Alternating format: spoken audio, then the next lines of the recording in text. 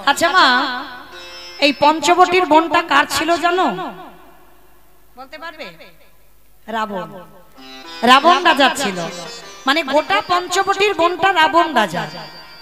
কিন্তু রাবণ রাজা ওই পঞ্চবটির বোনটাকে বোনের নামে দিয়ে দিয়েছিল। বোনটাকে শূর্পণখা, শূর্পণখাকে দিয়ে দিয়েছিল মা। এই গোটা পঞ্চবটির বোনটা কেন? একটা কথা মনে রাখবে বাবা, কথায় বলছে জন জামাই ভাগনা তিন নয় আপনার, তাই তো? মেয়েদের বিয়ের পরে বৃদ্ধাশ্রম ভালো, রাস্তায় বাটি নিয়ে ভিক্ষে করবে ভালো, কিন্তু বাপের বাড়ি ভালো না। কারণ ওই ভাই ভাজেদের জ্বালা একদিন সহ্য হবে, দুদিন হবে, তিন দিনের আর হবে না।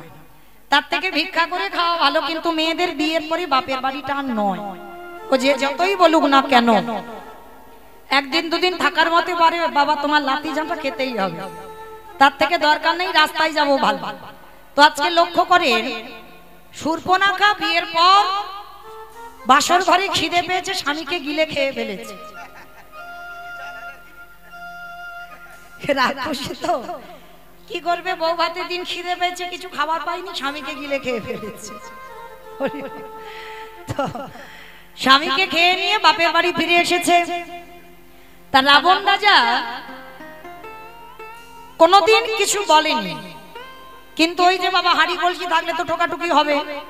সর্বক্ষণ মন্দোদরী রাবণ রাজার তো একটা দুটো বউ নয়, কটা বউ? 10,000।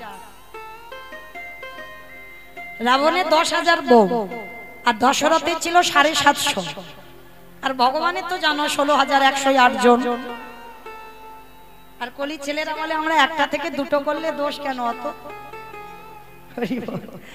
বাবা এদের পাওয়ার ছিল, ক্ষমতা ছিল, এদের নাই। ভগবান একটা কথা বলেছে, আমি যেটা করছি তোমরা করো না, খবরদার, তোমাদের সেই সামর্থ্য নেই। কারণ আমি যেটা করছি করো না, আমি যেটা বলছি সেটা শোনো। তো আজকে লক্ষ্য করে দেখে সেই সর্বক্ষণ মন্দোদরীর সঙ্গে ঝগড়াঝাটি হতো বলে তো একদিন রাবণ রাজা সিদ্ধান্ত নিল, এদের ঝগড়া থামাতে গেলে আমার বোনকে আলাদা একটা জায়গা দিতে হবে। শোন বোন, আজকে থেকে তুই আমার বাড়িতে খাওয়া দাওয়া করিস না, তোর আমি কিছু সম্পত্তি লিখে দিচ্ছি, সেখানে যারা যারা আসবে তুই ধরে ধরে খাবি। অমাইরা আমাদের মতো রান্না বান্না করে না খেলে তো চলে যাবে, রাক্ষসী তো, ও কাঁচা কাঁচা জিনিসও খেতে পারবে। তো পঞ্চবটির বোনটা খাতা কলমে লিখে দিল শূর্পণখার নাম। তাই পঞ্চবটির বনে বাবা যারা যারা আসে, পশু পাখি কীট পতঙ্গ মানব দানব খেচর খেচরি যারা যারা আসে ধরে ধরে খায়। তা অনেকদিন ধরে শুধু এই পশু পাখির মাংস খাচ্ছে। হঠাৎ আজকের একটা ঘটনা ঘটেছে। কি ঘটনা জানো মা? একটা নাকে মানুষ মানুষ গন্ধ ঢুকছে। ভালো করে শুনবেন মা, এটা বড় তত্ত্বের লীলা, তো একটু এক মন থেকে দু মন হলে বুঝতে পারবেন না। হ্যাঁ, সম্পূর্ণ তত্ত্ব মিশ্রিত। তাইবার নাকে যেই না মানুষ মানুষ গন্ধ ঢুকছে, আর সেই ছোটবেলায় গল্প শুনেছিলাম না ঠাকুমাদের কাছে, বলে হাউ মাউ কাউ মানুষের গন্ধ পাও, মানে রাক্ষস রাক্ষসীদের নাকে নাকি মানুষ এলে গন্ধ পায়। তা শূর্পণখা মনে মনে ভাবছে, যা বাবা, এই বনে তো সব সময় পশু পাখির মাংস খেয়েছে, কিন্তু মানুষের গন্ধ তো কোনোদিন পাইনি, হঠাৎ মানুষ মানুষ গন্ধ আসছে কেন? যাই হোক যাই, অনেকদিন পরে মানুষ পেয়েছি, একটু মেরে মাংস করে খাবো।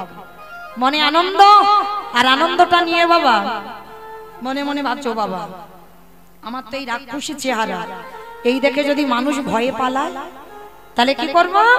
সুন্দর একটা রূপবতী নারী হয়েছে, মানে রূপ লাবণ্যময়ী, মানে যদি কোনো পুরুষ চোখে চোখ দেয় আর ফেরাতে পারবে না, এমন সুন্দর রূপবতী হয়েছে। আর ওই রূপটা ধরে এক পা দুপা করে যাচ্ছে যেখান থেকে মানুষ মানুষ গন্ধটা আসছে, আর গিয়ে পর লক্ষ্যটা পড়েছে সবার প্রথমে যেখান থেকে ওই মানুষের গন্ধটা আসছে তার চরণের দিকে। আমার সে চরণটা দেখে সে খাওয়ার কথা ভুলে গেছে। চরণটা দেখে বলছে, ওরে বাবা, যদি একটা দিন ওই মানুষকে আমি আমার করে পেতাম তাহলে বোধহয় আমার নারী জনম ধন্য হতো। এই জায়গাটা মনে রাখবেন বাবা, নারী কিন্তু ভোগের নয়, নারী সাধনা, নারী আরাধনা, নারী ভজনে। যে যেমন ভাবে নেবে তার কাছে তেমন। কেউ যদি মনে করে নারী শুধু ভোগ করব ভোগের জন্য, তার কাছে নারী সারা জীবন ভোগে। আর কেউ যদি মনে করে নারী সাধনা, তাদের সাধনার জায়গা রেখে নারী চারণ সাধনা করে ভগবানের পাওয়া যায়।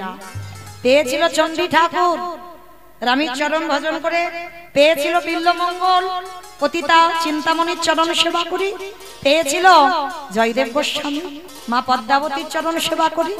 মনে রেখো নারী সাধনা, নারী আরাধনা। অসুরীদের অত্যাচারে দেবতারা স্বর্গ ছাড়ে। দশভুজা দুর্গা যদি দশাতে না সামলাতো, তাহলে বাবা দেবতাদের দেবত্ব যেত কোথায়? ভালো করে ভাবেন, দেবতাদের তেজ দিয়ে নারী সৃষ্টি করেছিল, পুরুষ নয়। আর অসুর নিধন নারী করেছিল। নারী দুর্বল নয়। কেউ যদি মনে করে নারী দুর্বল, তার কাছে দুর্বল। নারী যদি ঠিক ঠিক দাঁড়ায়, সেও দশভুজা হয়ে শক্তি হয়ে দাঁড়াতে পারে। তো আজকে শূর্পণখা মনে মনে ভাবলো, ওই পুরুষটাকে যদি একটা রাত আমি আমার করে পাই, ভোগ করার জন্য নয়, ওই চরণ দুটো আমি একটা রাত সেবা করতে চাই। আর আমার ভগবান তো একটু ভালোবাসার কাঙ্গাল, যে চায় তারে চাই, যে না চায় না চায়। বলে তুমি যখন চেয়েছো রাক্ষসী, আমি তো তোমায় চাইবো। এইবার প্রথম লক্ষ্যটা চরণে পড়েছে। চরণ থেকে ধীরে ধীরে বাবা কোটি দেশ, এটাই শিক্ষা। প্রথমেই বলেছি বাবা সম্পূর্ণ তত্ত্ব মিশ্রিত। এই যে আপনারা যখন মন্দিরে ভগবানকে দর্শন করেন, ভগবানকে দর্শন করার সময় বলেন তো ভগবানের কোন জায়গাটা আগে দেখেন? ওই দেখো বলে প্রসাদের থালাটা আগে দেখেন। বলে সন্দেশগুলো দিলাম ঠিক ঠিক আছে তো? কারণ ভগবান জীবনের ডালার দিকে দেখে না। কারণ অনেক অনেক ভক্তরা আছে বাবা গুনে গুনে সন্দেশ দেয়, এইটা আমার জন্য, এটা আমার স্বামীর জন্য, এটা আমার ছেলের, এটা মেয়ের, এটা শ্বশুর, এটা শাশুড়ি। ভগবান দেখে না, ও বাবা ওদের তো হিসেবের জিনিস, এতে তো আমি নেই, তাহলে আমি খাবো কেন? ভগবান জীবনে ডালা দেখে না। ভক্ত যারা দেবেন, ভক্ত যারা যাবেন ভগবানকে দর্শন করতে, মনে রাখবেন দেখলে হবে না, সবার প্রথমে ভগবানের চরণ আগে দর্শন করতে হবে। চরণ দেখবার পর কোটি দেশ দর্শন করতে হবে, কোমর, তারপরে তুমি ভগবানের বদন দর্শন করতে পারবে। যেটা শূর্পণখা আজকে শিক্ষা দিয়েছে দেখেন, চরণ, কোটি দেশ, এইবার বদন। আর বদনের দিকে তাকিয়ে আর কিচ্ছু মনে নেই, সব শূন্য হয়ে গেছে। সে যে খাবে সে ভুলে গেছে। ভগবান গিয়ে চোখের কাছে দাঁড়িয়ে বলছে, এই যে ও মেয়ে, যেই না ডেকেছে স্পর্শ করেছে, এই যে কি দেখছো মন করে? সরাসরি ভালোবাসার কথা, কোনো মোবাইল নয়, কোনো ফেসবুক নয়, কোনো হোয়াটসঅ্যাপ নয়, কোনো চিঠিও নয়, একেবারে সরাসরি রামচন্দ্রকে বলছে, এই যে আমি তোমায় ভালোবাসি, তোমায় বিয়ে করব, করবে বিয়ে? রামচন্দ্র মনে মনে ভাবছে, মেয়ে সাহস দেখেছো? মানে কোনো সখী টকির দ্বারা খবর নয়, সরাসরি নিজে বিয়ে করবে, নিজে বলছে। তা ভগবানও তো চালাক কম নয়। ভগবান বলছে, হায় হায় হায় হায়, আমার কি দুর্ভাগ্য গো। বলে কেন, তোমার আবার কি হয়েছে? বলে কি করবো বলো, যদি তোমার সঙ্গে দুদিন আগে আমার দেখা হতো, তাহলে কি আমি জনক রাজার মেয়ে জানকীকে বিয়ে করতাম? সে কি, তোমার বিয়ে হয়ে গেছে, কি করবো বলো, তোমার মতো রূপবতী তো আগে দেখতে পাইনি, ওই জন্য জনক রাজার মেয়ে সীতাকে বিয়ে করে ফেলেছি। তা শোনো, তুমি যদি বলো আমার ভাই লক্ষণ এখন বিয়ে করেনি, তুমি আমার ভাইকে বিয়ে করতে পারবে। কিরম বদমাস দেখো বাবা, তখন কিন্তু সীতার বোন উর্মিলার সঙ্গে বিয়ে হয়ে গেছে, তবু বলছে আমার ভাইকে বিয়ে করতে পারবে। তা শূর্পণখা মনে মনে ভাবছে, ভালোবাসলাম ওর দাদাকে, বিয়ে করবো ওর ভাইকে, তবু রাজি হব কেন? কারণ রামচন্দ্রকে নিয়ে তো ভোগ করার ইচ্ছা নয়। ভাইকে যদি বিয়ে করি, সারা দিনের মধ্যে একবার আমি আমার ওই রূপবান পুরুষের চরণটা তো দেখতে পাবো, এতেই হবে। ঠিক আছে, তোমাকে না পেয়েছি, না পাবো, কিন্তু তোমার ভাইকে বিয়ে করব। ঠিক আছে, প্রস্তাবটা কি আমার ভাইকে দাও। কিন্তু ভাইকে যে প্রস্তাবটা দেবে কিন্তু কি ঘটনা ঘটবে ওটা ভাইয়ে ভাইয়ে আলোচনা হয়ে গেছে। শূর্পণখা গিয়ে বলছে এই যে লক্ষণের কাছে বলছে আমি তোমায় ভালোবাসি, তোমার দাদা বলল আমি তোমায় বিয়ে করতে চাই। তা লক্ষণ বলছে বিয়ে যে করবে এই জঙ্গলে সিঁদুর পাবে কোথা থেকে? রাক্ষসী তো বলছে চোখ বন্ধ করো। লক্ষণ চোখটা বন্ধ করেছে, একটা হাত এমন বের করেছে মন্দোদরীর ঘর থেকে সিঁদুর চলে এসেছে। রাক্ষসী তো, তা যেই না সিঁদুর কোটোটা দিয়েছে, এইবার লক্ষণ সিঁদুরটা পরাতে যাবে, শূর্পণখা রমণীকে বলছে এই যে তুমি চোখটা বন্ধ করো। ও মা, তা সিঁদুর মাথায় দেবে, তা চোখ বন্ধ করবো কেন? বলে আরে সিঁদুরটা পরাবার সময় দেখতে নেই, বন্ধ করো।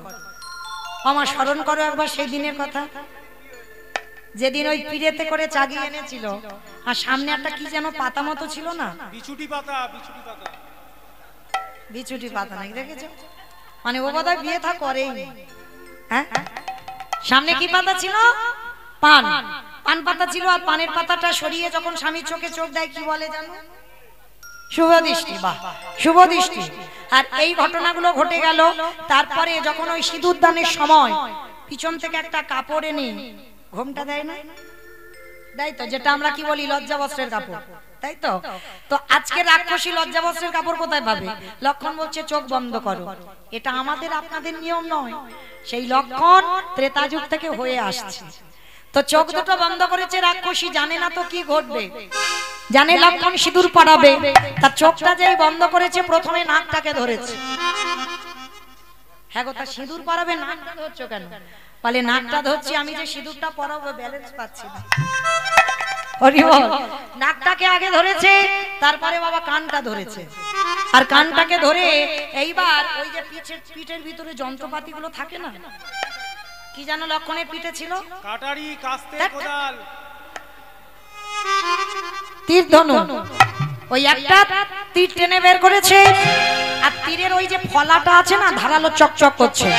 প্রথমে নাকটাকে চেপে ধরেছে, তারপর কানটাকে ধরেছে। আর ওই ফলাটা দিয়ে একেবারে রাক্ষসীর নাকটাকে, আর যেই না নাক আর কানটা কেটে দিয়েছে, রাক্ষসী চিৎকার করে বলল দাদা। সঙ্গে সঙ্গে রাক্ষসী নিজ রূপে ফিরে এসেছে। আর যেই না নিজ রূপে ফিরে এসেছে, লক্ষণের দিকে তাকিয়ে বলেন অপদার্থ, তোর এত বড় স্পর্ধা! আমি একটা নারী হয়ে পুরুষের কাছে ভালোবাসার কথা বলতেই পারি। তুমি বিয়ে করবে কি করবে না সেটা তোমার ব্যক্তিগত ব্যাপার, কিন্তু তা বলে এই নয় যে তুমি একটা নারীর নাক কান কেটে নেবে। তবে এমন করলে যখন তুমি আমার সঙ্গে, শোনো, আমি তোমাকে ভালোবাসিনি, বেসেছিলাম তোমার দাদাকে, কিন্তু তোমার দাদার চরণ দর্শনের জন্য তোমাকে বিয়ে করতে রাজি হয়েছিলাম। তবে আজ যখন তুমি আমার নাক কানটা কেটে রক্ত ঝরালে, শোনো লক্ষণ, আমি রাক্ষসী হতে পারি, আমি তোমাকে ছেড়ে দেব না। এইভাবে আমার মতো তোমারও একদিন রক্ত ঝরবে, ঝরবে, ঝরবে। ভগবানের ভাইয়ের অভিশাপও লাগে। রাক্ষসী অভিশাপ দিল লক্ষণকে। সেই নাক কানটা কেটে মাটিতে পড়লো, লাফাচ্ছে মাটিতে, সেটা লীন হলো না। তার থেকে সৃষ্টি হলো ভাঁড়ের জন্ম। ওই যে খেজুর গাছে বাঁধা হয় ভাঁড়, জন্ম হলো নাক কান দিয়ে রাক্ষসী। আর অভিশাপ দিয়েছিল এই ভাঁড়ে করে আমার দাদা 24 ঘন্টায় 80 ভাঁড় করে মদ খাবে, আর সেদিনে তোর মাথা ফাটাবে, মনে রাখিস। মনে করো মা, সেই রাবণ কুম্ভকর্ণ কলিযুগে হলো জগাই মাথায়। 80 ভাঁড় করে ওই ভাঁড়েতে করে খাচ্ছে, 80 ভাঁড় 24 ঘন্টায়। আর 80 ভাঁড় করে মদ খেতে খেতে যখন একেবারে নেশায় মগ্ন, আর মহাপ্রভু নিতাই চাঁদকে হরিনাম করতে পাঠিয়েছিল, আর লক্ষণ কলিতে নিতাই চাঁদ। আর যখন নিতাই চাঁদ হরিনাম করছে, তখন বাবা ওই নেশাগ্রস্ত মাতা, হে বাবা, কে বলতো কানের কাছে হরি হরি, মানে আর কথা বলতে পারছে না, কথা জড়িয়ে যাচ্ছে। দেখতো কে হরি হরি হরি, তাহলে বাবাজি নেশাটা ছটিয়ে দিল। এইবার নিতাই চাঁদ তবু এসে বলছে, ভাই নেশা করো যাই করো, একবার কৃষ্ণ বলো, একবার হরি বলো। এই বাবাজি নেশাটা ছটিয়ে দিল, হরি বলতে বলছে, কৃষ্ণ বলতে বলছে। এই ভাতটা দে তো একবার দেখি। ওই ভাঁড়ে করে মদ খেতে খেতে ওই ভাতটা নিয়ে একেবারে নিতাই যাদের মাথাটা রক্ত ঝরে ঝরে পড়ছে। হরি বল। তাহলে এটা শূর্পণখার অভিশাপ। কিন্তু এইখানে আমাদের একটা প্রশ্ন রয়ে যায়, একটা নারী পুরুষকে ভালোবাসার কথা বলতেই পারে মা, এতে কোনো অসুবিধা নাই, পাবো নাই। তুমি বিয়ে করবে না করবে সেটা তুমি বলতে পারতে, কিন্তু একটা নারীর নাক কানটা কেটে নেওয়ার স্পর্ধা তোমার দিল কে? এটা অপরাধ হয়নি কি ভগবানের? নিশ্চয় হয়েছে। আপনারা আমরা বলবো নিশ্চয়ই তো হয়েছে, কিন্তু বলছে হয়নি কেন? প্রথমেই বলেছি বাবা লীলাতে এসেই, কর্মফল কাউরে ছাড়ি না। এমনি এমনি কি নাক কানটা কাটলো? অনেক কারণ আছে। যেমন গান্ধারীর 100 ছেলে মরেছিল অনেক কারণের জন্য, তবে মরেছে। আজকে শূর্পণখার নাকটা কাটলো অনেক কারণের জন্য, তবে কেটেছে। তাহলে একটা কারণ বলি, যেটা ভালো কারণ আগে বলি, তারপর খারাপটা বলবো। ভালোটা আগে বলে নি। ভগবান বলছে যে আমারে চাই তারই আমি চাই, যে আমারে না চাই তারই আমি না চাই। তার রাক্ষসী হলেও ও তো আমার চরণ দুটো দেখে আমার চেয়েছে। কিন্তু রামচন্দ্র হচ্ছে মর্যাদা পুরুষোত্তম, মর্যাদা পুরুষোত্তম। তার মানে সীতা যখন ছিল না, রামচন্দ্র যদি মনে করত যে যার বাবা 750 বিয়ে করেছে, তাহলে রামচন্দ্র মনে করলে পারত না বাবা সীতা হারিয়ে আরেকটা বিয়ে করে যজ্ঞ করতে? নিশ্চয় পারত, কিন্তু করল না। কেন? তিনি মর্যাদা পুরুষোত্তম ভগবান, কথার খিলাফ হবে না। রাম অবতারে তার একটাই সহধর্মিণী, যার জন্য সোনার সীতা তৈরি করে যজ্ঞে বসেছিল, কিন্তু দ্বিতীয়বার বিয়ে করেনি। তার মর্যাদাটা ছিল এমনই। তো সেই রঘুপতি রামচন্দ্র তো আজকে শূর্পণখা রাক্ষসী হলেও চরণটা দেখে তো বলেছিল, ওই পুরুষটাকে যদি একটা রাত আমি আমার করে পেতাম। অন্তর দিয়ে বলেছিল বাবা, কোনো ছেলে খেলা নয়, অন্তর দিয়ে হৃদয় দিয়ে বলেছিল একটা রাত যেন ওই পুরুষটাকে আমি পাই। ভগবান বলেছিল তথাস্তু। আমি রাম এ যুগে পারবো না, এ দেহে পারবো না, এর পরের জন্মে আমি তোমাকে আমার করে নেব। তবে একটা দিন নয়, একটা রাত নয়, আমি 12 বছর তোমার কাছে বন্দী থাকবো। মানে এক যুগ, ভাবতে পারছো? একটা রাতের জন্য ভক্ত চাইলো, ভগবান 12 বছর, এক যুগ হয়ে গেল ভক্তের। সেই শূর্পণখা পরের জন্মে হয়েছিল কুব্জা। কুব্জা যারা গ্রন্থ পড়বেন দেখবেন, পরের জন্মে কুব্জা হয়েছে। কিন্তু নাক কানটা কাটলো কেন? তার একটাই কারণ। এখানে বাবা আমরা এই ডায়মন্ড হারবার এলাকার মানুষ আমরা জানি, গ্রহণ যখন লাগে, সূর্য গ্রহণ বলো চন্দ্র গ্রহণ, আমরা যখন জানতে পারি, তখন হাঁড়িতে যদি অন্ন থাকে, অন্ন সেবা করি, ফেলে দেয়। জলের কলসিতে যদি জল থাকে, ফেলে দেয়। আলমারিতে যদি টাকা থাকে, ওটাও ফেলে দেয়। ওটাই গ্রহণ লাগে না। হ্যাঁ বেশ, গ্রহণ কোথাও লাগবে না, অন্ন ফেলতে হবে না, জল ফেলতে হবে না, কিছু ফেলতে হবে না। গ্রহণের আগেই যদি একটা তুলসী পত্র নিয়ে দিয়ে দাও, তাহলে কোথাও তো গ্রহণ লাগবে না। তাহলে আচ্ছা বাবা, হঠাৎ করে গ্রহণের খবরটা এলো কেন? এটাই তত্ত্ব, তলিয়ে ভাবতে হবে। এই গ্রহণের কথা বললাম একটাই কারণ, নাক কানটা কেটে রামচন্দ্র দুটো জায়গায় তুলসী দিয়ে দিল। কেন? কারোর যেন নজর আর না পড়ে। কি গো, ও তো চেয়েছিল আমাকে, আমি হতে পারবো না রাম অবতারে, তার জন্য নাকটা কেটে নেব, কান কেটে নেব। কারণ ও পরবর্তী দিনে যদি কোনো পুরুষের দিকে তাকায়, সে দেখেই বলবে ও বাবা, ও তো নাক নেই, কান নেই, আর ওকে বিয়ে করা যাবে না।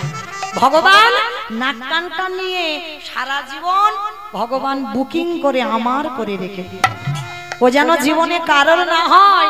রাম অবতারে আমি ওকে গ্রহণ করতে পারবো না, কিন্তু ও যেন আর কারণ না হয়, আর কেউ যেন ওই নারীকে আর গ্রহণ না করে, তার জন্য নাক কানটা কেটে নিল। এটা কারণ, এটা ভালো কারণ। আর খারাপ কারণটা কি? এই শূর্পণখা নাম্নী নামে এক অপ্সরা ছিল। নাম্নী নামে এক অপ্সরা। এই অপ্সরা শোনেন বাবা, এই অপ্সরা কি করেছিল, একদিন দুর্বাসা মুনি গিয়েছিল ইন্দ্রের নৃত্য সভায়। তা যখন গিয়েছিল নাম্নী অপ্সরা নৃত্য করত, খুব রূপবতী। আর যারা নর্তকী হয় তাদের গায়ে কত সুবাস। আর যারা যোগী পুরুষ সাধন ভজন করে, জটা ভালো পোশাক নয়, হ্যাঁ, স্নান টান ঠিক হয় না, মানে কেমন মতো দেখতে, দুর্গন্ধ, অনেকদিন স্নান হয় না, জটা থাকে। তো নাম্নী অপ্সরা যেই না দুর্বাসায় এসেছে না, কি গন্ধ বার হচ্ছে গো লোকটার গায়ে থেকে, নাকটা চেপে ধরেছে। দুর্বাসা যেমন তেমন ব্যক্তি নয়, অনুসবার সন্তান, ব্রহ্মা বিষ্ণু মহেশ্বর সন্তান রূপে অনুসবার গর্ভে এসেছে, দ্বিতীয় কলেবর হয়ে, তাই না?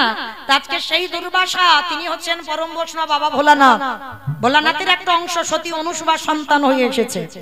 এইবার যেই না নাকটা চেপে ধরেছে, নাম্নী অপ্সরা দুর্বাসা রেগে গেছে। অপদার্থ, তুই জানিস আমি দুর্বাসার নাম নিয়েছি কেন? আমি দুর্বার হাসকে আমি প্রাণ ধারণ করি, আর তুই কিনা আমাকে দেখে নাক চেপে ধরলি। কথাগুলো বলছে, তা সাধুর বাক্য শুনবে না বলে নাম্নী অপ্সরা কানে আঙুল দিয়েছে, শুনবো না। কি ভুল ভাল বলে যাচ্ছে, আমি শুনবো ওই বাবাজির কথা? কানে আঙুল দিয়েছে।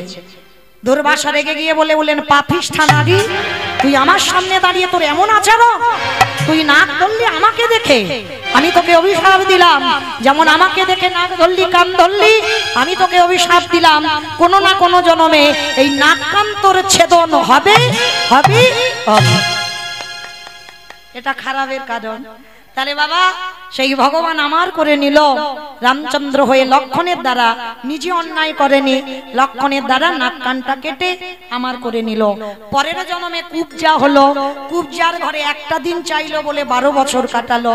সেই কুবজা ভগবানের চরণ সেবা করতে করতে বলেছিল, প্রভু 12 বছর তোমার সেবা করলাম, কিন্তু আমার একটা আশা রয়ে গেল। কি আশা? তোমার যত লীলা বৃন্দাবনে যা যা করেছ, আমার তো কিছু জানা হলো না। আমার খুব ইচ্ছা ছিল তোমার মুখ থেকে তোমার বৃন্দাবনের লীলা কিছু শুনবো। তখন ভগবান হেসে বলেছিল, কুবজা এখন আমি বলতে পারবো না, তবে আমি বলবো, তোমাকে শোনাবো। কবে? আগত কলিযুগে, যেদিন আমি কৃষ্ণ নয়, যেদিনই আমি ওই কলিযুগে গৌরী অবতারে যাব, আর 24 বছর বয়সে সন্ন্যাস নেব, 48 বছর বয়সে দেহ সম্বরণ করব, কিন্তু আমার অন্তিম লীলা হবে জগন্নাথ লীলা। পুরী ধাম, জগন্নাথ ধাম, ওটা হবে আমার শেষ অবস্থান। আর ওই অন্তিম সময় আমার যে জায়গাটা বেছে নেব, গম্ভীরা। কি বাবা গম্ভীরায় গেছো? কতজন গেছো? কই হাতটা তোলো। এই কজন? আচ্ছা, পুরীতে ঢেউ খেয়েছো কজন? হাতটা তোলো। ওই দেখো অবস্থা দেখেছো? তাহলে পুরীতে ঢেউ খেয়েছো, কিন্তু আমার মহাপ্রভু যেটা অন্তিম সময়ে অবস্থান করত, আজও সেখান থেকে একটা প্রদীপ জ্বলিয়ে আসছে, আজও সচিমার কাঁথা পাঠানো, সেগুলো দর্শন করবে না? হ্যাঁ, করতে হবে। যেটাকে বলছি রাধাকান্ত মঠ। এতদিন পরে বাবা, এই আগের বছরই গিয়ে দেখলাম সবে সংস্কার হচ্ছে। কারণ লক্ষ্য করবেন বাবা, নতুন নতুন জিনিস যেখানে হচ্ছে দেখবেন, ওই গুপ্ত বৃন্দাবন কত ভিড়, ভিড় নয় যারা গেছেন পুরীতে, কিন্তু যেটা আসল জায়গা সেখানে কিন্তু কোনো ভিড় নেই। এই বছর সবে গেলাম বাবা, সংস্কার হচ্ছে, মানে ভাঙাচোরা দেয়াল ছিল, সবে সংস্কার হচ্ছে অনেক বছর পর। তো যাই হোক, যারা যাবেন অবশ্যই এইগুলো দর্শন করবেন। তো রাধাকান্ত মঠ, সেখানে 3.5 জন ভক্ত, স্বরূপ দামোদর রায় রামানন্দ আর শিখি মাইতি। আর শিখি মাইতির একটা বোন ছিল মাধবী দাসী, 60 বছরের বৃদ্ধা নারী। 3.5 হাত জায়গাতে মহাপ্রভু বসে হরি নাম করত, বৃন্দাবনের যত যত লীলা শ্রবণ করাতো। আর এই জায়গাটা কার ছিল? যিনি শূর্পণখা, যিনি কুবজা, তিনি কলিযুগে আর নারী নয়, পুরুষ। যার নাম হলো যে জায়গাটা কাশীনাথ মিশ্র। কাশীনাথ মিশ্রের উদ্যানস্থ বটিকা যেটা হচ্ছে গম্ভীরা, তাহলে ওই কূপটা হয়েছে কাশীনাথ মিশ্র। তাহলে বাবা বোঝা গেল। তো চলেন, আজকে এই জায়গাটা হচ্ছে পঞ্চবটির বন। এই পঞ্চবটির বনে একাধারে থাকতো কে? হীরা চণ্ডাল আর মা মোহিনী বাস করতেন। বহুদিন তাদের সন্তান সন্ততি হয়নি। ভগবানের কাছে বসে বসে কাঁদছে, দয়াময় তোমার সেবার জন্য আমার একটা সন্তান সন্ততি দাও। বলো না কেন আমারে কেউ মা বাবা না, আমি কেঁদে কেঁদে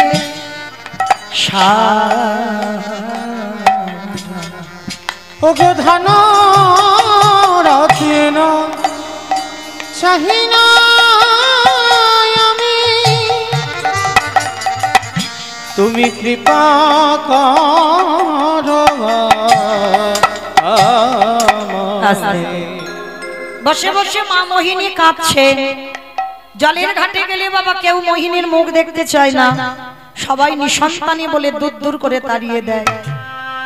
একদিন স্বামীর চরণ ধরে বলছে, স্বামী এমন কি এমন অপরাধ করেছি যে ভগবান তার সেবার জন্য আমার গর্ভে কাউকে পাঠায় না?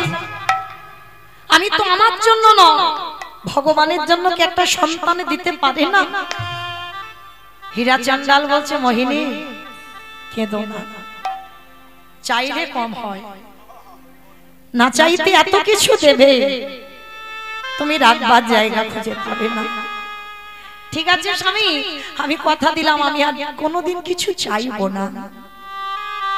তা মোহিনীর কান্না দেখে ভগবান বাধ্য হয়েছিল মা সন্তান দিতে। কিন্তু আমরা তো মা, আমরা অনুভব করতে পারি সন্তান যখন গর্ভে আসে। মোহিনী যখন অনুভব করলো আমি মা হব, সঙ্গে সঙ্গে বাবা অহংকারে পা মাটিতে পড়ছে না। সবাইকে ডেকে ডেকে বলছে, কি গো তোমরা তো আমাকে নিঃসন্তানী বলে কত ঘৃণা করতে, দেখেছো আমি কেমন অসাধ্যকে সাধন করেছি। ভগবান বাধ্য হয়েছে আমার গর্ভে সন্তান দিতে। সব সময় যখন মোহিনী অহংকার করছে, ভগবান একদিনে দৈববাণী করে বলে উঠলেন, মোহিনী তোমার এই অহংকারের জন্য আমি তোমাকে অভিশাপ দিলাম। সন্তানের জন্ম তুমি দেবে, সন্তানের মা তুমি হবে, কিন্তু মনে রেখো সন্তানের মুখ কোনোদিন তুমি দর্শন করতে পারবে না। মোহিনী বুঝতে পারলো না বাবা অভিশাপটা কে দিয়ে গেল। বুঝতে না পেরে বলে উঠলেন, তুমি চলে যাও। কে তুমি? আমি ওকে গর্ভে ধরেছি আর আমি ওর মুখ দেখতে পাবো না? যাও তুমি চলে যাও। বুঝতে পারলো না ভগবানের অভিশাপ। দিন গেল, মাস গেল, দেখতে দেখতে 10 মাস 10 দিন। এত অভাব দিল ভগবান, এত সংসারে কষ্ট দিল। 3 দিন হয়ে গেল মোহিনী কিছু খেতে পাচ্ছে না, গর্ভবতী মা। স্বামীর কাছে গিয়ে বলছে, স্বামী দাও না, বড্ড খিদে পেয়েছে, 3 দিন হয়ে গেল কিছু খেতে পাইনি, কিছু খাবার এনে দেবে? মোহিনী ঠিক আছে, তুমি এখন ভালো আছো তো, তুমি তাহলে ঘরে থাকো, আমি একটু দেখি কার কাছ থেকে কিছু পাই কিনা। ছুটে গেল নগরে। আর যখন স্ত্রীর জন্য খাবার আনতে গেল, ভগবান পবনদেবকে ডাক দিল, পবনদেব, বরুণদেব, ইন্দ্রদেব, তোমরা এমন করে ঝড় বৃষ্টি তোলো যে ঝড় বৃষ্টিতে যেন হীরা চণ্ডাল আর ফিরতে না পারে। তবে দেখবে আমার ভক্তের অঙ্গে যেন আঘাত না লাগে। সঙ্গে সঙ্গে বাবা পরিষ্কার আকাশ মেঘাচ্ছন্ন হয়ে গেল, মুহুর মুহুর বর্ষপাত, ঝড় বৃষ্টি উঠেছে। আর হীরা চণ্ডাল যা চাল ডাল পেয়েছে, এত বৃষ্টি আর ফিরতে পারছে না, একটা গাছের তলায় দাঁড়িয়ে আছে। আর এদিকে প্রসব যন্ত্রণা শুরু হলো। কেউ নেই, অসহ্য যন্ত্রণা মায়ের। মোহিনী যন্ত্রণায় ছটফট করছে আর কাঁদছে, কেউ কি নেই? আমার স্বামী গেছে আমার জন্য খাবার আনতে, কেউ তো একজন আমার কাছে এসো, আমি যে বড় কষ্টে আছি। ভগবানের অভিশাপ মিথ্যা হবে না। ওই যন্ত্রণায় কাতর হয়ে ছটফট করে কাঁদতে কাঁদতে একটা ফুটফুটে কন্যা সন্তানের জন্ম দিল। মেয়েটার জন্ম হলো ভগবানের দৈববাণী মতো। মেয়েটার মুখ আর দর্শন হলো না। জন্ম দিয়েই মোহিনী চিরজনমের মতো চলে গেল। হীরা চন্ডাল জানে না, আর যেই না স্ত্রী মরে গেল, মেয়েটার জন্ম দিয়ে আকাশে ঝড় বৃষ্টি সব থেমে গেল। হীরা চন্ডাল মনে মনে ভাবছে, কি এক্ষুনি এত ঝড় বৃষ্টি হচ্ছিল, সব থেমে গেল কি করে? ঠিক আছে, তাড়াতাড়ি করে ওই চাল ডালটা নিয়ে ছুটতে ছুটতে আসছে। তাল পাতার দরজা তো, ডাকছে, মোহিনী, মোহিনী, বাড়িতে আছো? তোমাকে তো রেখে গেলাম, ভালো, সাড়া দিচ্ছ না কেন? তালপাতার পুরে ঘর যেই না ধাক্কা দিয়েছে, খুলে গেছে। গিয়ে দেখে না মা আমার শয়নে আছে, পাশে একটা ছোট্ট ফুটফুটে কন্যা সন্তান খেলছে। হীরা চন্ডাল কোনোদিন তো বাবা বলা ধন দেখেনি। মেয়েটাকে তাড়াতাড়ি করে বুকে তুলে নিয়েছে, নিয়ে বলছে, ও মোহিনী, মোহিনী, তুমি বলেছিলে না তোমার একটা কন্যা সন্তান হবে? দেখো ঠিক তোমার মতো দেখতে হয়েছে, তুমি একবার তাকিয়ে দেখো আমার দিকে। কিন্তু তুমি তো কোনোদিন এত ঘুমিয়ে থাকো না, চুপচাপ আছো কেন মোহিনী? যেই না অঙ্গটা স্পর্শ করছে, অনেকক্ষণ আগে প্রাণটা চলে গেছে, দেহটা শীতল। নাসিকায় হাত দিয়ে দেখছে নিঃশ্বাস পড়ছে না। যখনই নিঃশ্বাস পড়ছে না, মেয়েটাকে বুকে নিয়ে ডাক দিল, মোহিনী, মোহিনী। এটা তুমি কি করে পারলে? আমি সন্তান চেয়েছিলাম, আমি চেয়েছিলাম বটে, কিন্তু একবারও তো ভগবানের কাছে বলিনি আমার সব কেড়ে নিয়ে তুমি সন্তান দাও। সব যদি কেড়ে নেবে, কে বলেছিল আমাকে এমন সুখের সংসারের মুখ দেখাতে? কে বলেছিল তোমাকে আমার এই সুখের সংসার দিতে? দয়া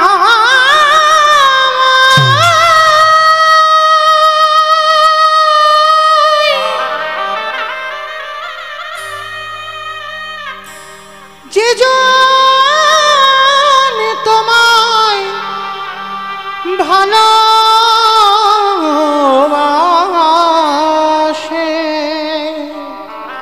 আমি তো তোমার কাছে কোনোদিন কিছু চাই, তারে কি এমনি নিকটে কাঁদিতে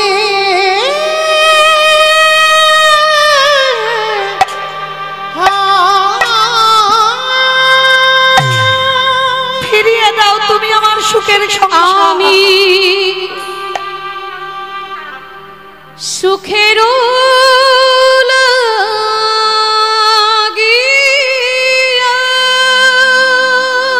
ফিরিয়ে দাও, ফিরিয়ে দাও।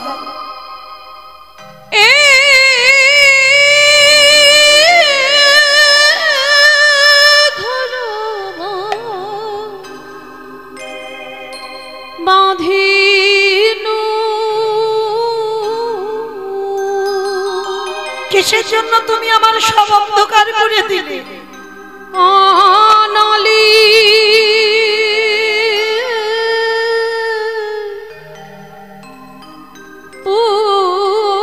পুরিয়া ফিরিয়ে দাও। গেল রে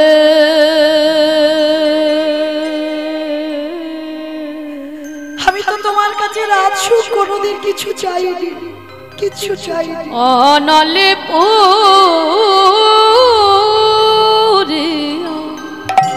গেল, কিসের জন্য কেড়ে নিয়েছো? ফিরিয়ে দাও। ওই একদিনের বাচ্চাকে আমি কি করে বাঁচাবো? ও কি খাবে তুমি বলে দাও।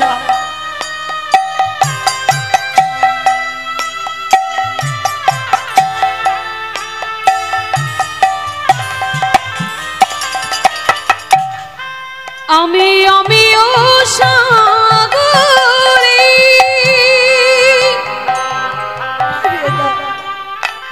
সেনা করিতে, আমি ও সাগরে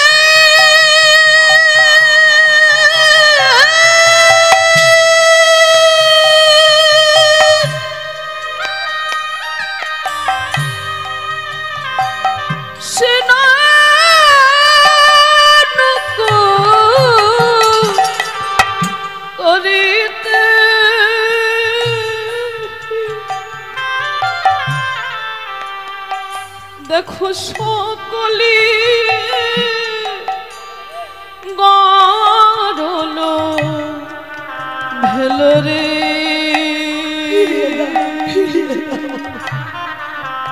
সকলি গড়ল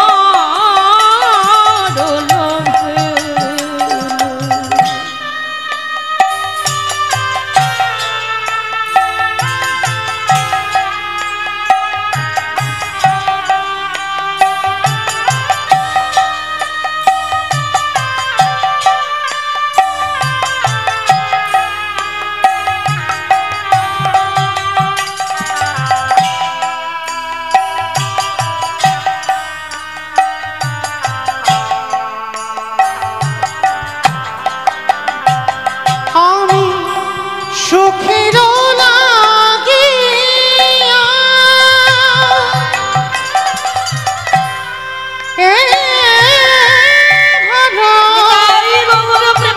বাঁধিল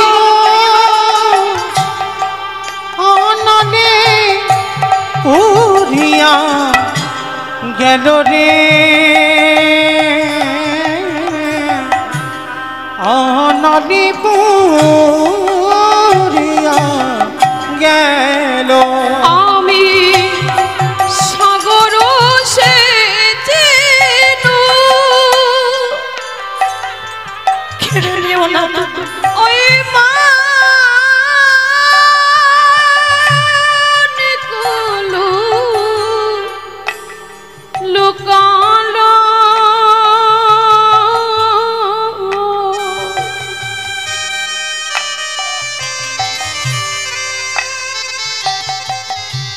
এই অভাগিনী করম দোষরে,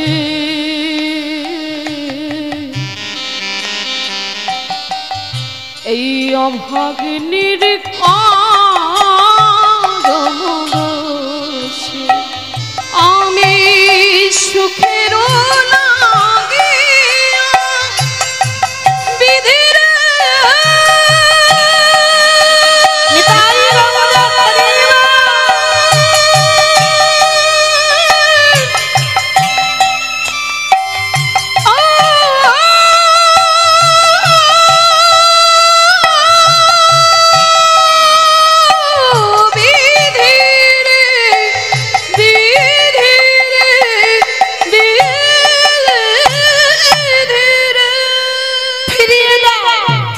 কিসের জন্য তুমি চিরজনমের মতো আমার স্ত্রীকে কেড়ে নিয়েছো?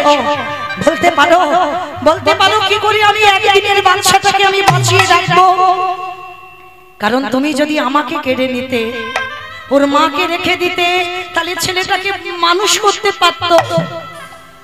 কি গো মাইরা, সন্তান জন্ম দিয়ে যদি বাবা চলে যায়, মা কিন্তু পারে একটা সন্তানকে বুকে আগলে রাখতে। কিন্তু কোন সন্তান জন্ম দিয়ে যদি মা চলে যায়, মানুষ হবে, মার মতো করে কেউ ভালোবাসবে না। সবাই ভালোবাসে মা, সবাই বাসে, কিন্তু তোমার মার মতো করে নয়। আর যার মা চলে যায় তার পৃথিবী এই জগতে চিরজনমের মতো চলে গেল মোহিনী। মেয়েটার কি খাওয়াবে, বসে বসে কাঁদছে, ভগবান থাকতে পারলো না। স্বর্গ থেকে একটা গাভী কামধেনুকে পাঠিয়েছে। আর স্বর্গের কামধেনুর একটা নিয়ম আছে মা, এর কাছে যে যা চায় তাই পায়। সোনা দানা, টাকা পয়সা, মণি মাণিক্য, যে যা চাইবে কামধেনু তাকে তাই দেয়। তাই কামধেনু যখন বাবা এসে দাঁড়িয়েছে, একটা পাত্রে করে নিয়ে যেই না একটা পাত্র রেখেছে, সঙ্গে সঙ্গে পাত্রটা ভর্তি হয়ে গেছে, দুগ্ধ দহন করতে হয়। গাভী তুই এত ভালোবাসিস, আয়। গাভীটা প্রতিদিন সময় মতো আসে আর মেয়েটাকে দুধ দেয় আর চলে যায়। প্রতিদিন ও ডাকতে হয় না, সময় মতো আসে স্বর্গ থেকে আর দুধ দেয়, চলে যায়। দেখতে দেখতে মেয়েটার বয়স দাঁড়ালো 6 বছর। তা বাবা হীরাচন্দাল বলছে, মারে আমার বলতে যা কিছু আছে সব ওরই, আমার বলতে যা কিছু আছে সব ওরই। মেয়েটার নাম রেখেছিল সবরী। ছোট্ট মেয়ে, ছোটবেলা থেকে বাবা শেখাচ্ছে, মা একটা কথা মনে রাখবি, যা কিছু খাবি আমার প্রভুকে দিয়ে খাবি। কেমন? যা কিছু খাবি আগে আমার প্রভুকে দিবি, তারপরে খাবি। বাবা ছোটবেলা থেকে মেয়েটাকে ধর্মের শিক্ষা দিয়ে গেছে। তো আজকের মেয়েটা ঘরে ঘুমাচ্ছে, বাবা ভগবান মনে মনে চিন্তা করছে, ভক্ত তো দিব্যি বড় হচ্ছে, ওর মাকে কেড়ে নিলাম, এবার বাবাকে তো নিতে হবে, বেশি দিন আর রাখা যাবে না। হঠাৎ দৈব দুর্ঘটনা, 3 দিনের জ্বরে হীরাচন্দালের মৃত্যু হলো। 6 বছর বয়স মেয়েটা, কিন্তু ওই যে ছোটবেলা থেকে বাবার শিক্ষাটা দিয়েছে, আর আরেকটা শিক্ষা দিয়ে রেখেছে মা, জীবনে কারোর কাছ থেকে শুধু শুধু কিছু নিবি না। দেখবেন মা, আমরা অনেক অনেক মানুষ আছি না, শুধু নিতে শিখেছি, বিনিময়ে কিছু দিতে শিখিনি। কিন্তু একটা কথা বলে যায়, যেমন তুমি নিতে শিখেছো তোমাকে দিতে হবে। 2 হাত ভরে যেমন নিচ্ছ, তোমার 2 হাত ভরে তোমার দিতে হবে, তবেই তোমার সমস্ত পূর্ণের ফল তুমি লাভ করতে পারবে। না হলে শুধু নিয়ে যাবে আর কিছু দেবে না, পাপের ঘরা পরিপূর্ণ হয়ে যাবে। তো আজকে হীরাচন্দাল মৃত্যুর পর মেয়েটাকে শিখিয়েছিল, মা কারোর কাছ থেকে শুধু শুধু নিবি না, মা বিনিময়ে কিছু দিবি। তা মেয়েটা কি খায় জানো? কেউ তো নেই, সবরই কেউ ছিল না। কি খায় জানো? ওই পঞ্চবটির একাধারে মতঙ্গ সাধুদের আশ্রম, সাধুরা প্রসাদ পায়, আর থালাতে যে এঁঠোগুলো বেশি হয়, অনেক অনেক, সবাই তো পরিষ্কার করে খায় না, কিছু বেশি হয় নর্দমায় থালাতে ফেলে দেয়। সবরই চুরি করে সেই কুকুর বিড়াল যেখানে খায় তাদের পাশে গিয়ে ওই প্রসাদীটা তুলে নিয়ে পায়। আমরা তো বলি বাবা কুকুর বিড়ালের এটো খেতে নেই। ওরে বাবা, কি গো রাস্তার পাগলদের দেখেছ? কুকুর বিড়ালরা যেখানে খাচ্ছে তারা সেইগুলো গুড়ি গুড়ি খাচ্ছে। তাদের চিকিৎসা করে দেখবে বাবা, শরীরে কোনো রোগ পাবে না। আর আমরা এত আরামে আছি, ওষুধ না খেলে দিন চলে না। এটাই হয়, রাখে হরি মারে কে, মারে হরি রাখে কে। ভগবান চরণে বিশ্বাস রাখতে হবে। রাখলে তুই রাখবি, মানলে তুই মানবি। এটা যার মধ্যে এসে যায় তার জগতে কোনো কষ্ট থাকে না বাবা।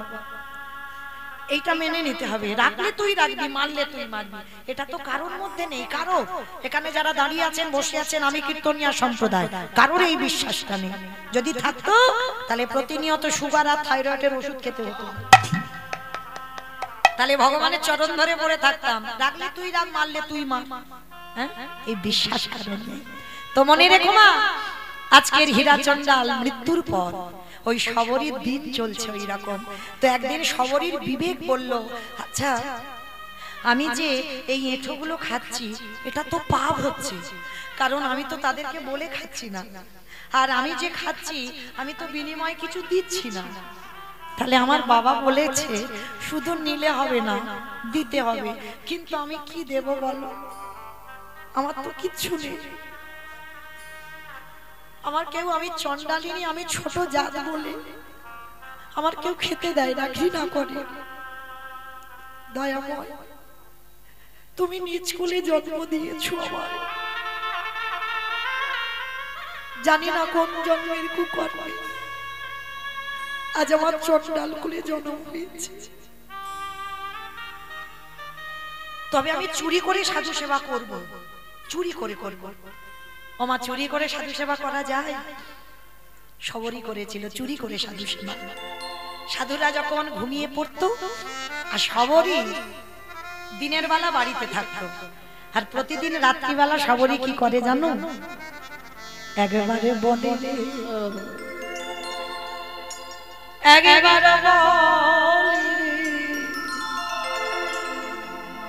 একেবারে বলে আমার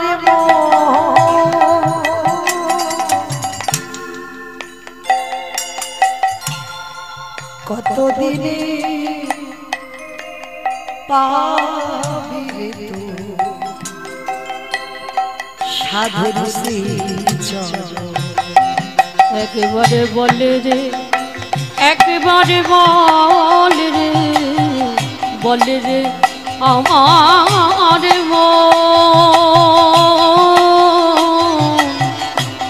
কতদিনে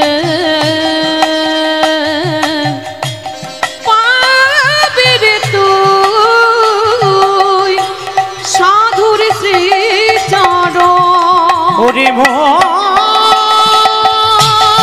কতদিনে পাবি রে তুই ওরে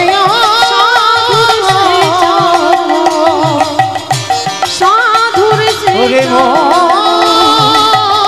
সাধুর সারাদিন বাড়ি থাকে আর রাত্রিবেলা করে জঙ্গলে যায়, শুকনো শুকনো কাঠ কুড়ায়, কাঠগুলো নিয়ে সাধুদের রান্নাঘরে দেয়। আর সাধুরা তো জানে না, ভাবে অন্য কেউ গুড়িয়ে রেখেছে, আর ওই জ্বালানি কাঠে তারা রান্না করে প্রসাদ পায়। আর এতেই শবরী চুরি করে সাধু সেবা হয়ে যায়। একদিন সাধুরা বলা বলি করছে, হ্যাঁ রে, এত এত ভালো ভালো কাঠ কে জোগাড় করে দেয় না? বলে দাঁড়া, আজকের আমরা হাতে নাতে ধরবো। সমস্ত সাধুরা জেগে বসে আছে, আর শবরী রাতের অন্ধকারে ওই কাঠের বোঝাটা নিয়ে গুটি গুটি পায়ে গিয়ে, ছোট 6 বছরের মেয়ে তো, কাঠের বোঝাটা নিয়ে সাধুদের রান্না করে দুম করে দিল। আর যেই না ফেলেছে, সঙ্গে সঙ্গে সাধুর দলেরা ওই মেয়েটার হাতটা ধরেছে। কে তুই? কোথায় বাড়ি? তো থাকিস কোথায়? নাম কি? বাবা মাকে? বাড়ি কোথায়? তার মানে তুই রোজ রোজ এই জঙ্গলের কাঠগুলো দিয়ে যাস? কে তুই? ছোট্ট মেয়ে মাথা নিচু করে বলছে, আমি শবরী। ও, তুই সেই হীরা চন্ডালের মেয়ে না? তুই সেই ছোট জাতের মেয়ে না? ছি ছি ছি ছি ছি ছি গো, আমাদের জাত চলে গেল। ছোট জাতের মেয়ে, নিজ জাতের মেয়ে, মেলচ্ছ জাতি, আজকে তোর জ্বালানি করা কাঠে আমরা রান্না করে প্রসাদ পাই। দেখাচ্ছি মজা তোর দ্বারা। শবরী মাথা নিচু করে হাত জোড়ো করে বলছে, বাবা ঠাকুর, তোমরা যে এত করে আমাকে বলছো আমি ছোট জাত ছোট জাত ছোট জাত, আচ্ছা আমার ভগবান তো কোনোদিন জাত জাত করেনি। আমার ভগবান তো বলেছে, মুচি হয়ে সুচি হয় যদি কৃষ্ণ ভজে, সুচি হয়ে মুচি হয় যদি কৃষ্ণ তজ। আমি ছোট জাত তো কি হয়েছে? আমার কি অধিকার নেই? আমি ভগবানের ভালোবাসতে পারি না? ছোট্ট মেয়েটার কথা শুনে বলছে, এইটুকু মেয়ে তোর কাছ থেকে আমরা জ্ঞান অর্জন করবো? দেখাচ্ছি মজা দাঁড়া। ওই জ্বালানি কাঠ টেনে নিয়ে শবরীকে মারছে, দূর হয়ে যা, বেরিয়ে যা। দয়ামা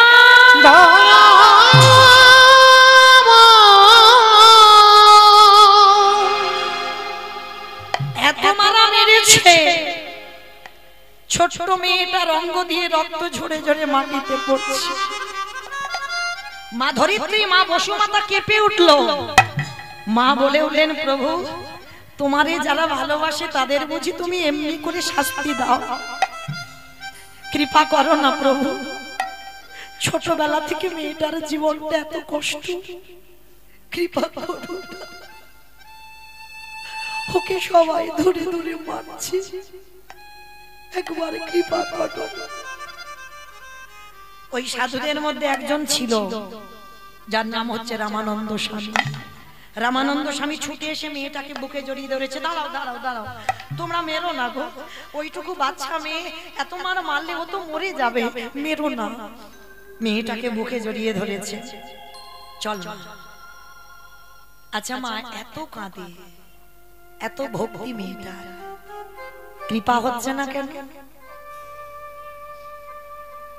এখনো দেহটা শুদ্ধ হয়নি। নদীর ঘাটে এ ঘাট থেকে ও ঘাটে যেতে গেলে বাবা নৌকাতে তো চাপতে হবে, তবে তো তুমি নদীর এ ঘাট থেকে ও ঘাটে যেতে পারবে। আর আমাদের এই ভব নদীটা পার হতে গেলে, সংসার রূপ সমুদ্র পাড়ি দিতে গেলে আমাদেরও তো গুরুচরণ ধরতে হবে। গুরুরূপী কান্ডারিকে আশ্রয় করো, তারপরে তুমি সংসার নদী পার হয়ে তবে তুমি গোবিন্দ চরণে যেতে পারবে। যারা ধরণী গুরুচরণ অবশ্যই করে গুরু আশ্রয় করো। গুরুদেব দেহ শুদ্ধ করলে তবে তুমি পরমাত্মা রূপী ভগবানের দর্শন পাবে। গুরুপাদ পদ্ম হৃদয় ধরে ভজন করতে হবে। সবরই এত কাঁদে, কৃপা হয় না কেন? দীক্ষা হয়নি। রামানন্দ স্বামী সবরীর গুরুদেব ছিল। রামানন্দ স্বামী বলছে, এই মা সবরী আয়, আজকের আমি তোকে রাম মন্ত্রে দীক্ষা দেব। আর শোন একটা কথা বলে যাই মা, যা কিছু খাবি আমার প্রভুকে দিয়ে খাবি। বাবা আমার তো কিছু নেই দেওয়ার মতো। কে বলেছে? কে বলেছে? ভগবান কি ডালা সাজিয়ে দিয়ে খায়? ভগবানের একটা নাম হচ্ছে ভাবগ্রাহী জনার্দন। ভক্ত যদি খায় তুমি দিতে পারবে না।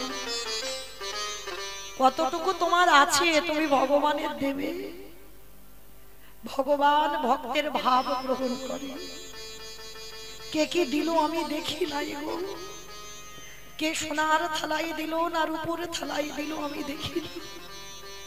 সে আমার নয়ন জলে প্রেম ভরে দিল কিনা, ভক্তি ভরে দিল কিনা, আমি সেইটুকু গ্রহণ করি। হরি বল হরি বল।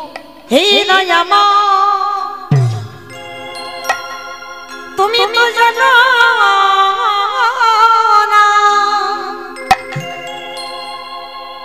এই জগৎ সংসার মাঝে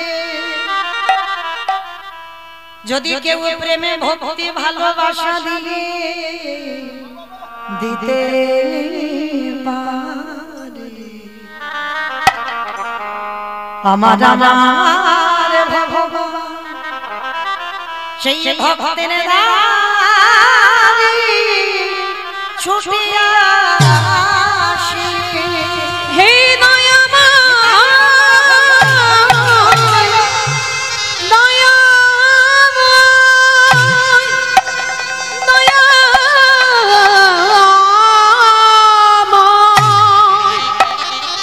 দয়া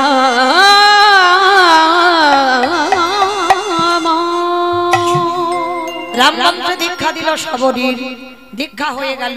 দীক্ষার পরে দিন গেল, মাস গেল, বছরে গেল, দিনে দিনে সবরী বড় হলো। আর বসে বসে ওই নয়ন জলে কাঁদে, নয়ন জলে কাঁদে আর বলে, দয়াময় একবার কৃপা করে দেখা দাও, কৃপা করে দর্শন দাও। ভুলি গৃহ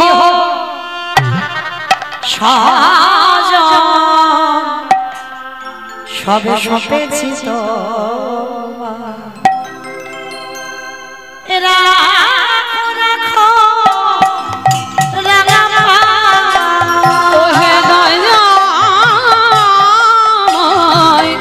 রাখো রাখো রাঙা পায়। সংসার সংসারে মরুভূমি নাহি তরু ছায়া না নীলা দশা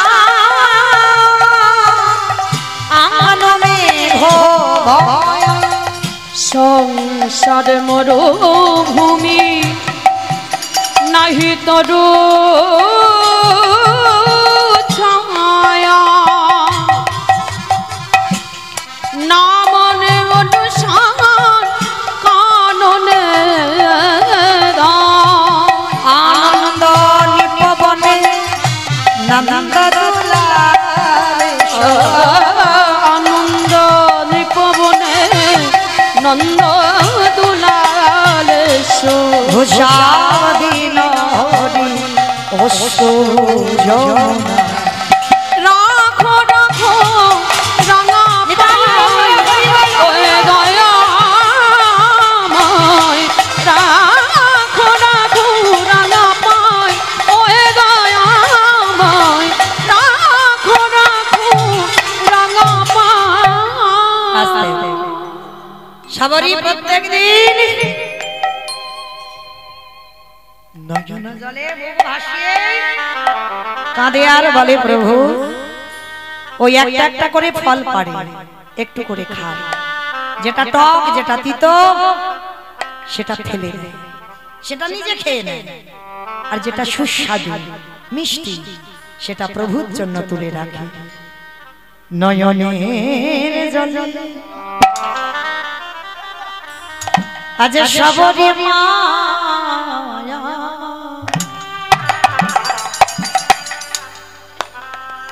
কাঁদে আরে বলে রামে দয়ামা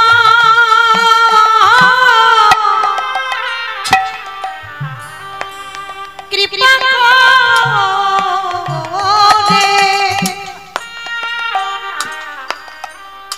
একেবারে কৃপা করে তুমি আমার দুবারে এসে দাঁড়াও। ওগো দয়া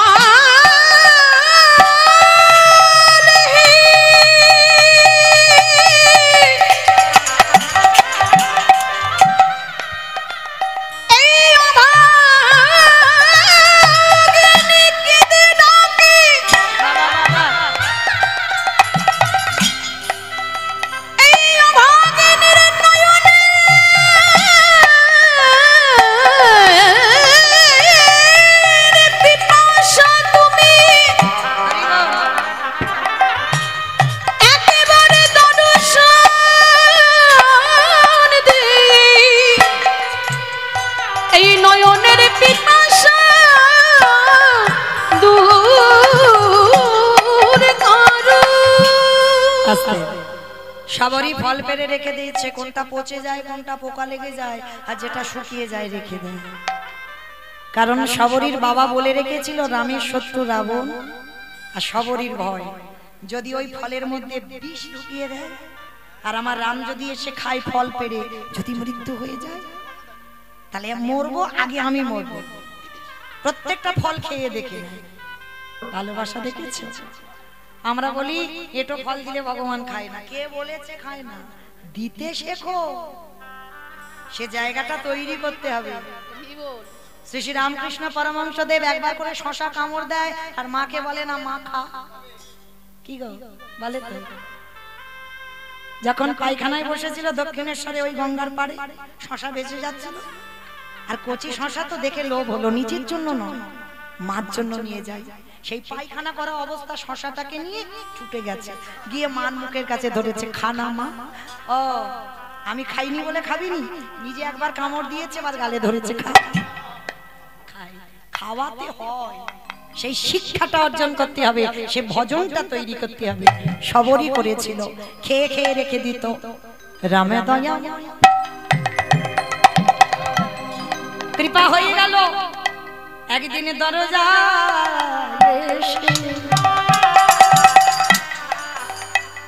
ডাক দিচ্ছে সবরী। কে কে ডাক দিল আমার সবরী বলি? তাড়াতাড়ি করি বাবা, কোমর তো পড়ে গেছে, আর শেষ ক্ষমতা নেই, সময় থাকতে তো আসেনি, অসময়ে এসেছে, কোমরটা ভেঙে গেছে, লাঠি ঠুকে এসেছে। যেই না দেখেছে দুইজন ভালো, কে তুমি? দেখে না বাবা রাম আর লক্ষণ, এসো। বসতে দেবার জায়গা নেই, দেবে কি সে? একটু পাতা কুড়িয়ে এনেছে, বসবার জায়গা দিয়েছে। কত কাঙাল। আর চরণ ধোবাবে, সে ঘটিটা নেই, তা বলে কি ধোবাবে না? রামচন্দ্রী চরণ যুগল বুকে ধরেছে, এই বাচ্চে কি জগতের জলে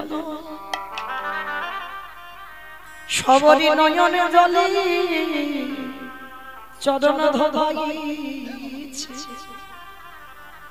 যেই না চরণ ধৌত করে দিল, আঁচল দিয়ে মোছালে ব্যথা লাগবে, মাথার কেশ খুলে দিল,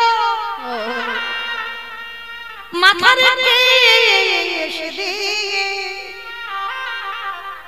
রামচন্দ্রের চরণ যুগল মোছাইল। যেই না মুছিয়ে দিয়েছে, প্রভু বলছে মা খেতে দিবি? বড্ড খিদে পেয়েছে। প্রভু তুমি খাবে? চণ্ডালিনীর ঘরে। চুপ, কথা নয়, খেতে চেয়েছি দিবি। কোমর ভেঙে গেছে, ঝুড়িটা এনেছে কোমরে করে, বেছে বেছে দেখছে একটা শুকনো ফল। ওই শুকনো ফলটা তুলে রামের বদনে দেবে, হাত আর যাচ্ছে না, কারণ রাম তো খুব লম্বা চওড়া। সবারই মায়া মা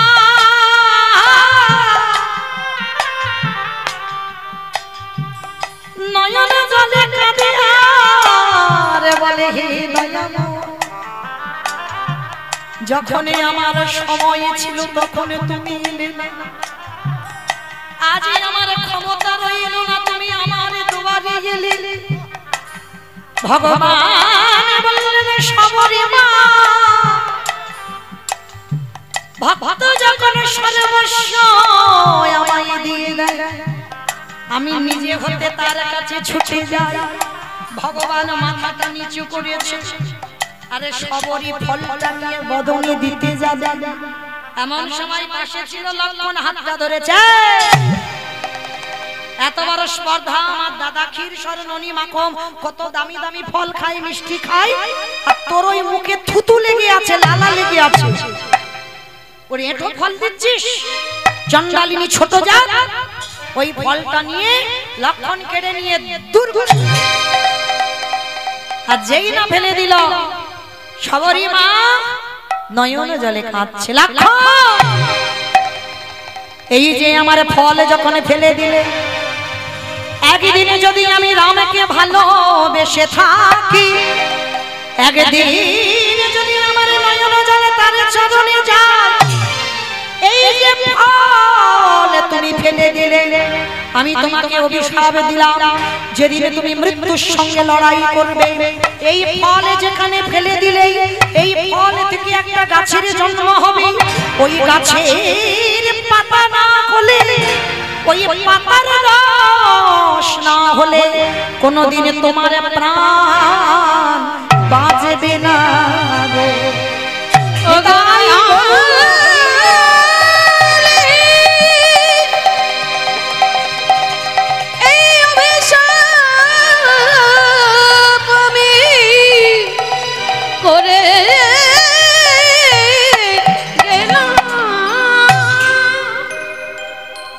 রামচন্দ্র তথাস্তু বললেন, কথা দিলাম সবরি মাতাই হবে। ফলটা যেখানে ফেললো, পড়লো কোথায়? গন্ধমাদন পর্বত। আর ওই এঁটো ফল থেকে সৃষ্টি হলো বিশাল্য করলি পাতা। যখন রাম রাবণের যুদ্ধ হচ্ছিল, লক্ষণ শক্তিশালী পড়ল, হনুমান সুসেন বৈদ্য বলল বিশাল্য করলি পাতা আনতে হবে। হনুমান চিনতে পারেনি, বেটা পর্বত চাগিয়ে এনেছিল। এনে যখন দিল, তখন রাম বলছে, আরে হনুমান তুই পর্বত এনেছিস কেন? বলে আনবো না, আমি তো চিনতে পারছি না কোনটা বিশাল্য করলি পাতা। সুসেন বৈদ্য উঠলো, পাতাটা চিনে রস ভালো করে নিগড়ে লক্ষণের বদনে দিচ্ছে। লক্ষণ প্রাণ ফিরে পেয়ে দাদাকে ডেকে বলছে, দাদা একটা কথা বলবো? কি দরকার ছিল? আমি জানি তুমি কি আর আমি কে, তাহলে তুমি যদি মনে করতে, তাহলে তুমি কি আমার এই রস ছাড়া বাঁচাতে পারতে না? ভগবান হেসে বলল, লক্ষণ বাঁচাতে আমি পারতাম, কিন্তু তুমি বোধহয় জানো না আমি ভক্ত বড় ভালোবাসি। আমি ভক্ত রইতে নারী ভক্ত বড় ভালোবাসি। বলিয়ে যুগে নয় যুগে যুগে আমি ভক্ত বড় ভালোবাসি।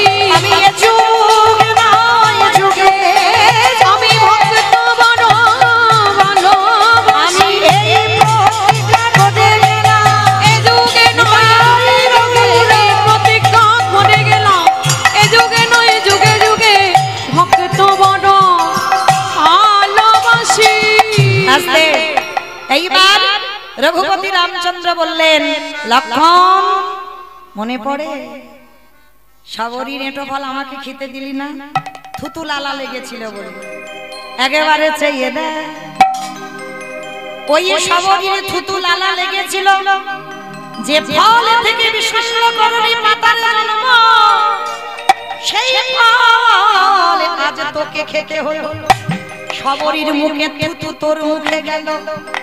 ওরে ভাই রে, এই জগতে আমি ভগবান হয়ে আমি নিচু উঁচু বিচার করি না, যে আমায় কায় মন বাবাকে একবার ভালোবাসি, আমি সারা জীবন তার চরণের দাস হয়ে যাই। ওরে লক্ষণ আমি ভক্ত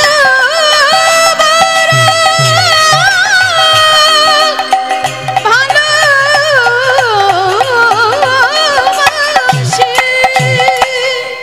ফিরে এলেন সাবরী মা। এইবার সাবরী মাকে বললেন, চলো যারা ঘৃণা করতো তোমাকে আমি একটু জাতে তুলবো। সবাই মতঙ্গ সাধুদের বলছে, দেখো তোমরা যে দর্শন পেলে আমার জন্য নয়, তোমাদের ভক্তিতে নয়, সাবরীর ভক্তিতে আমি এসেছি। সবাই সাবরীকে সম্মান করলো, সবাই সাবরীকে প্রণাম করলো। সাবরী বলছে, প্রভু একবার দাঁড়া। ও মাইরা, আজকে লীলাটা যখন এতক্ষণ রামচন্দ্রের হলো, চলো একটা রামচন্দ্রের ভজন হোক। সীতারামে ভজলে মনুমা, একবার সীতারামে ভজলে মনুমা। আস্তে আমা, ঘড়ির কাঁটা টিক টিক করে ঘুরে গেল, আর কখন ঘুরে গেল আমি বুঝতেই পারলাম না। মানে আমার এলাকার ভক্ত বলে কথা, একটা বড় বাচ্চা, তাই না? চলো দেখি হাত দুটো তোলো। সীতারামে ভজলে মনুমা, একবার সীতারামে ভজলে মনুমা, একবার সীতারামে ভজলে মনুমা, একবার সীতারামে ভজলে মনুমা। বাহামাতা কি জরুরি লেগা, বাহামাতা কি জরুরি লেগেগার, এহি জব সব করে খানা। সীতারামে ভজলে মনুমা, একবার সীতারামে ভজলে মনুমা, একবার সীতারামে ভজলে মনুমা। আস্তে সাবরী বলছে, প্রভু কবে তুমি আমার হাতের ফল খাবে? ভগবান রামচন্দ্র বলল, সাবরী এজন্য তোর হাতের ফল খেলাম না, আগত দাপর যুগে আমি কৃষ্ণ হব, তুই মথুরার মালিনী হব, আর তোর হাত থেকে আমি ফল সেদিনই খাবো। শ্যামের বামে, শ্যামের বামে। আস্তে আমাইরা সবাই আমার সঙ্গে একটু গাইবে, গাইবে হরি বল। আমার দাদা ভাইয়ের একটা গান, একটু অনুরোধ তো, চলেন একটা অনুরোধের একটু গান। সবাই দেখি হাত দুটো তোলো তো দেখি, সবাই দুহাতে তুলে বলি রে কৃষ্ণ না, পরিবেরে তোর সকল মনস্কাম। আস্তে আমি বলবো, সবাই কিন্তু বলবে, সন্ধ্যাবেলায় তো আমাদের ভজন হয়ে যাবে। সবাই হরে কৃষ্ণ হরে কৃষ্ণ কৃষ্ণ কৃষ্ণ হরে হরে, হরে রাম হরে রাম রাম রাম হরে হরে। বলো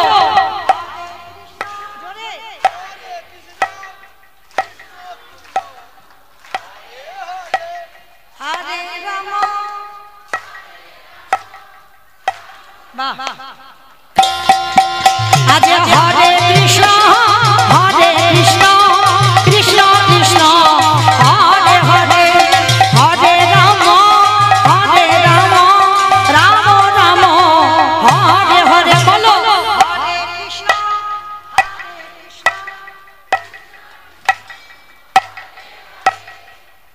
জোরে